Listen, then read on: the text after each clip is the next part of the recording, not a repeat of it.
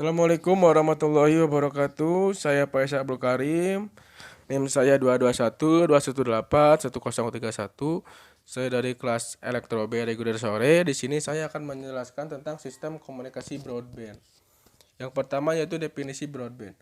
Broadband merupakan salah satu sebuah istilah dalam internet yang merupakan koneksi internet transmisi data berkecepatan tinggi.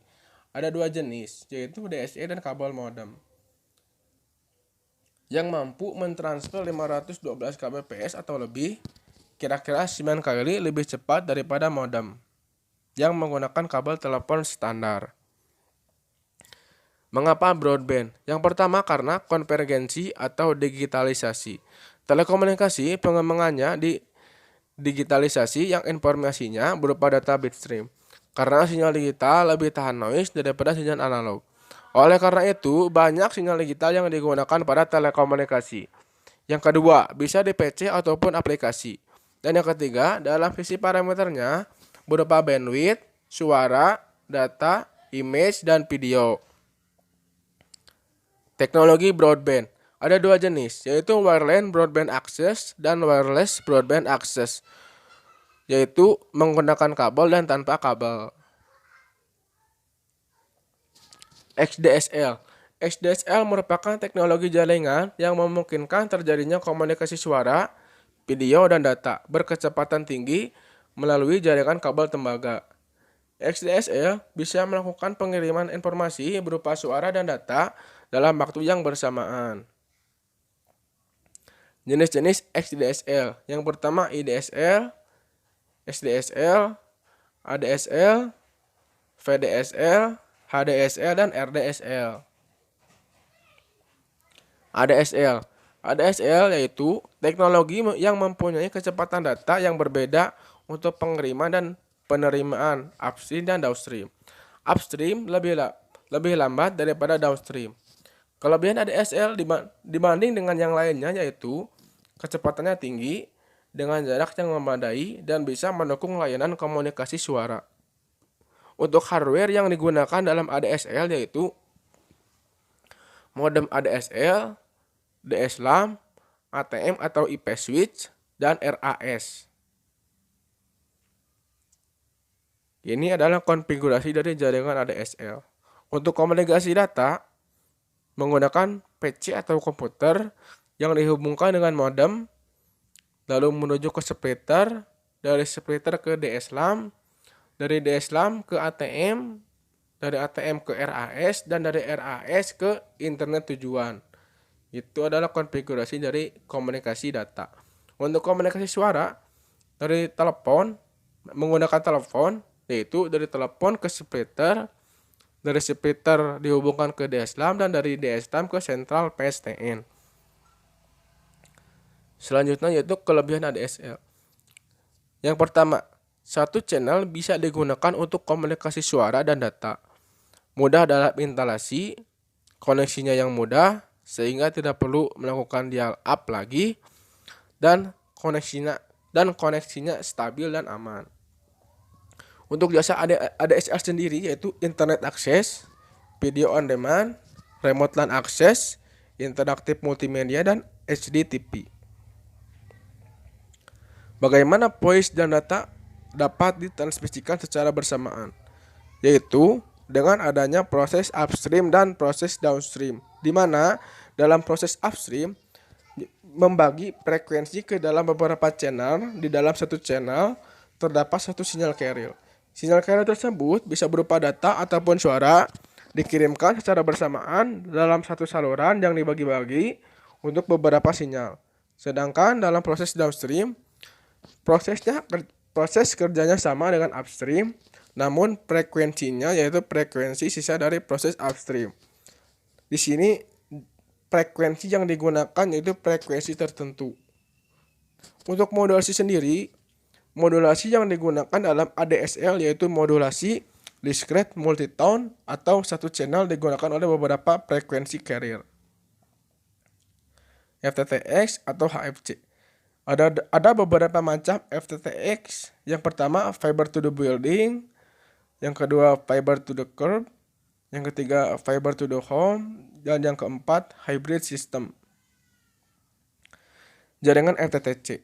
Ini adalah jaringan dari FTTC, fiber to the curb, yaitu ke perumahan atau komplek, di mana yang dekat dengan CO menggunakan kabel fiber optik, sementara yang jauh dari CO akan menggunakan kabel tembaga terlebih dahulu, lalu ke remote, dari remote menggunakan kabel fiber optik dan disalurkan ke perumahan. Yang kedua yaitu jaringan FTTH, ada dua, yaitu active optical network dan passive optical network. Yang ketiga yaitu penjelasannya. Mohon maaf. FTTH merupakan suatu format penghantaran isyarat optik dari pusat penyedia atau provider ke kawasan pengguna dengan menggunakan serat optik sebagai medium penghantaran. Penghantaran dengan menggunakan teknologi FTTH ini dapat menghemat biaya dan mampu mengurangkan biaya operasi dan memberikan pelayanan yang lebih baik kepada pelanggan. Selanjutnya yaitu HFC atau Hybrid Fiber Coax. Hampir sama dengan FTTC dan FTTH, namun dalam HFC ini terdapat node dalam prosesnya, di mana kabel tembaga dan kabel fiber disambungkan, dia disatukan untuk ke node-nya. HFC adalah teknologi jaringan telekomunikasi yang menggabungkan kabel koaksial dan kabel serat optik. Kombinasi antara kabel koaksial dan serat optik ini digunakan untuk membawa konten-konten broadband seperti data, video, suara, dan layanan interaktif lainnya. Ini adalah penjelasan dari HFC. Selanjutnya yaitu wireless LAN.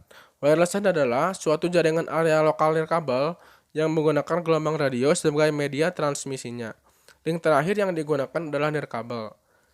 Wireless LAN ini sendiri menggunakan frekuensi industrial, yaitu pada rentang 902 sampai 928 MHz. Konfigurasi dan arsitektur WLAN. Untuk konfigurasi ada dua, yaitu ad hoc dan client server. Ad hoc yaitu dari suatu stasiun ke stasiun lain bisa langsung terhubung, sementara client server terlebih dahulu menggunakan access point sebagai penghubungnya antar server, atau ke access point dulu apabila ingin berhubungan dengan server yang lain. Ini adalah konfigurasi dan arsitektur WLAN. Ini adalah standar WLAN, yaitu 802.11a, 802.11b, 802.11k, dan 802.11n. Kelebihan WLAN. Yang pertama, mobilitas dan produktivitasnya tinggi. Yang kedua, penggunaannya bisa melakukan kerja dimanapun asal berada di lokasi tersebut. Yang ketiga, fleksibel. Dan yang keempat, menurunkan biaya kepemilikan. Biayanya tidak terlalu mahal.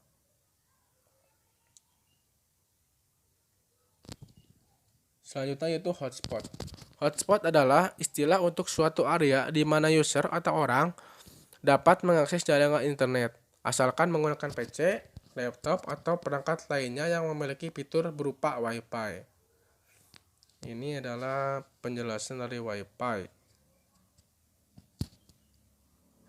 Hotspot ini biasanya menggunakan teknologi Wi-Fi, melakukan jaringan area lokal nirkabel atau WLAN, menggunakan router yang terhubung ke penyedia layanan internet atau ISP, Internet Service Provider.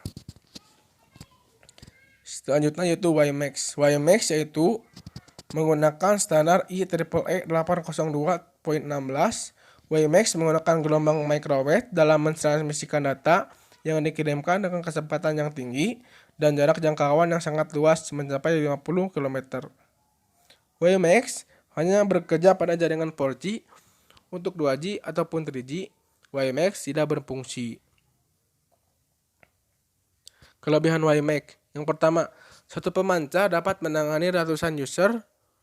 Koneksi dapat mencapai 72 Mbps dengan jarak puluhan kilometer. Mampu menangani banyak fungsi seperti menawarkan internet berkecepatan tinggi dan menyediakan layanan telepon, transformasi data, video streaming, dan lain-lain. Standar dari WiMAX yaitu 802.16 yang dibagi menjadi 802.16D untuk WiMAX Fix dan 802.16E untuk WiMAX Mobile. Pengembangan WiMAX yaitu high performing, flexible install, truly mobile, reduce of capex yaitu biaya bahan, reduce opex yaitu biaya honor, dan all IP arsitektur. Opsi frekuensi WiMAX. Yang pertama 2,3 GHz band, 2,5 GHz band, yang ketiga 3,4 sampai 3,6 GHz band, dan 5,8 GHz band. Untuk Indonesia menggunakan frekuensi 2,3 GHz band untuk WiMAX Mobile dan 3,3 GHz band untuk WiMAX Fix.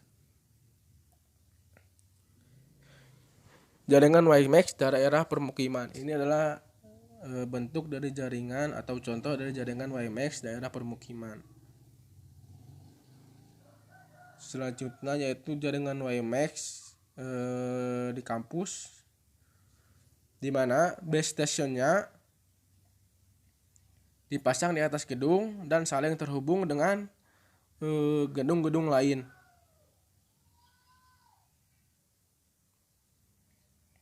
Yang ketiga yaitu jaringan WiMAX lepas pantai. Ini biasa digunakan untuk komunikasi pengembaraan minyak dengan perkantoran yang ada di pinggir pantai.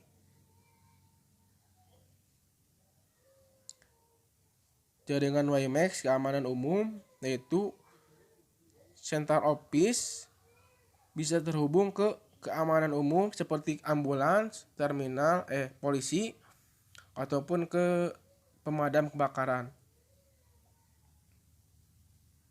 WiMAX Public Network, ini contoh dari jaringannya.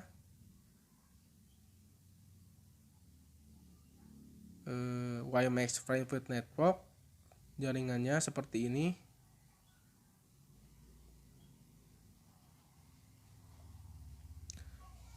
Untuk perbandingan 2G, Wi-Fi, dan WiMAX yaitu WiMAX jaringannya hanya 4G, sementara Wi-Fi yaitu transisi dari 2G, 3G ke 4G.